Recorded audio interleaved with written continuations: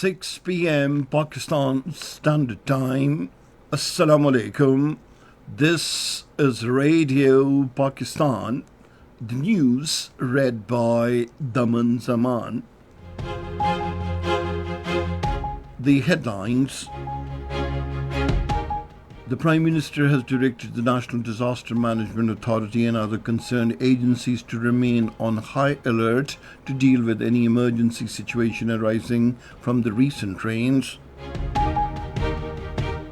The Deputy Prime Minister says the government is committed to fostering business-friendly environment in the country.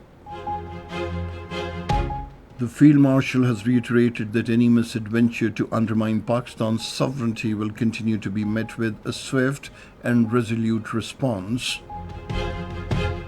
The 26th martyrdom anniversary of the Kargil hero Havaldar Lalik Jan Shaheed Nishan-e-Haider is being observed today. 23 Palestinians were martyred in the Israeli air attacks on Gaza today. In the men's under-18 Asia Cup hockey tournament, Pakistan will take on Bangladesh in China tomorrow. And now the news in detail. Prime Minister Shahbaz Sharif has directed the National Disaster Management Authority, rescue agencies and administrations to remain on high alert to deal with any emergency situation arising from the recent rains. According to the Prime Minister's office, Shahbaz Sharif instructed these agencies to immediately implement precautionary measures in anticipation of potential flooding in areas adjacent to River Indus and other waterways. He further directed the NDMA to strengthen coordination with the provincial disaster management authorities to ensure an effective and unified response. The National Disaster Management Authority has also been tasked with reinforcing close collaboration with the provincial governments and all the relevant institutions. Emphasizing the importance of public awareness, the Prime Minister urged all the provincial administrations to continue robust information campaigns to keep the citizens informed and prepared. The Prime Minister advised the Pakistan Telecommunications Authority to keep the public informed with real-time accurate updates using all available communication channels. He noted that the operation of the Tarbela Dam spillway could increase the risk of flooding in the lower districts along the River Indus. He directed the NDMA to ensure that all the provincial administrations are fully prepared in advance to respond effectively to any emerging situation. On the directives of the Prime Minister Mohammad Shahbaz Sharif, the Federal Board of Revenue has for the first time in Pakistan's history introduced an artificial intelligence-based customs clearance and risk management system. Chairing a meeting on the Federal Board of Revenue reforms in Islamabad today, the Prime Minister Mohammad Shahbaz Sharif said FBR reforms are among the government's top priorities. By automating the tax system, we are making it more transparent and efficient. The meeting was informed that under the new risk management system, estimation of the cost and nature of goods during import and export will be carried out by artificial intelligence and BOTs. During the initial testing of the new system, over 92% improved performance was observed. The new risk management system will bring transparency to the system, minimize human intervention, and facilitate business persons. The Deputy Prime Minister Mohammad Asagdas says the government is committed to fostering a business-friendly environment in the country. He was talking to a delegation from Etisalat Group United Arab Emirates, led by the Group Chief Executive Officer Hatem Davidar, in Islamabad today. Highlighting Pakistan's growing digital economy, Asagdar invited Etisalat Group to expand its investments in the country's information communication technology and telecom sectors. The Federal Minister for Finance and Revenue, Mohammad Aurangzeb, chaired a high-level meeting in Islamabad today to review the progress on the readiness of and forthcoming launch of the Prime Minister's van replacement program. Speaking on the occasion, the Finance Minister highlighted the Prime Minister's special emphasis on this initiative underscoring its significance in promoting energy efficiency, fostering financial inclusion, and contributing to economic stability. He noted that the program has the potential to influence consumers' behavior positively, reduce energy consumption, and offer broader economic benefits. He directed that all the requisite actions be completed within the next 3 weeks to enable the launch of the program's first phase. This is Radio Pakistan giving you the news.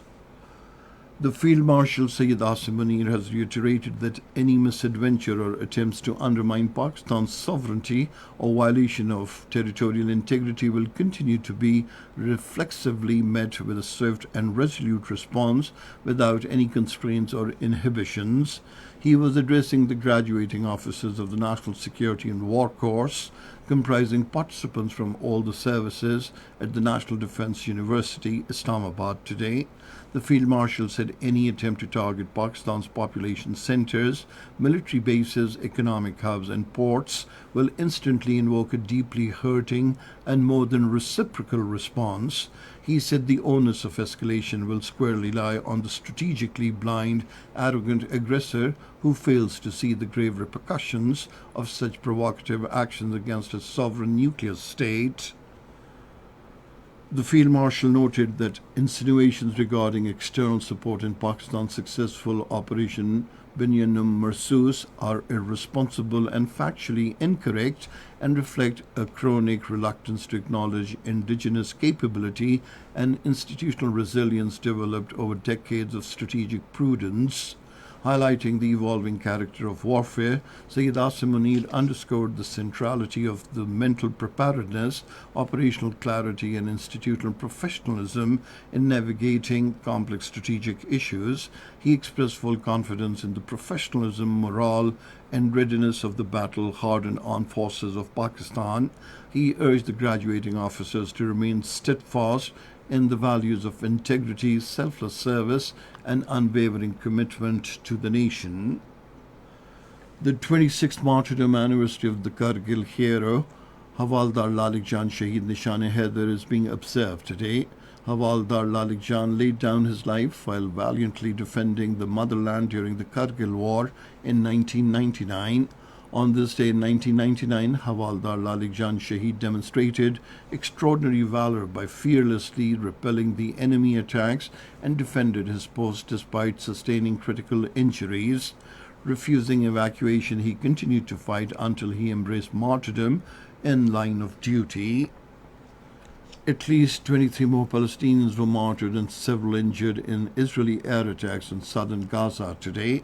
The martyrdom death toll from Israel's ongoing aggression on Gaza since October 7, 2023 has now risen to 57,418. And now hockey in the men's under-18 Asia Cup hockey tournament. Pakistan will take on Bangladesh in China tomorrow. The match will start at 5 a.m. Pakistan Standard Time. Pakistan will play their final pool match against the hosts China on Wednesday. The National Disaster Management Authority has forecast moderate to heavy monsoon rainfall and flood advisory for the next 2 days in view of the enhanced monsoon activity across the country. In a statement, the National Emergencies Operations Center of the NDMA said moisture inflow from Bay of Bengal and the Arabian Sea, combined with a strong westerly wave, is expected to result in moderate to heavy monsoon rainfall till Thursday. These weather conditions are likely to cause both riverine and flash flooding in various regions of the country. According to the forecast, increased water flows are expected in all the major rivers, including Kabul, Indus, Jhelum, Chenab. Residents living near rivers, streams, and nalas are advised to stay vigilant for a sudden increase in water levels, particularly at night or during periods of intense rainfall. And finally, the weather report. Rain, wind and thunder showers are expected in Islamabad, Punjab, Khyber Pakhtunkhwa, Upper Sindh, Northeast and South Balochistan and Kashmir during the next 12 hours. Heavy falls are also likely at isolated places in Islamabad, Upper Punjab, Potawar region, Khyber Pakhtunkhwa, Northern Balochistan and Kashmir. And that is the end of this news bulletin. For more news and analyses, log on to our website, radio.gov.pk, and you can also watch the live video streaming of our bulletins on the link facebook.com/Radio Pakistan News Official.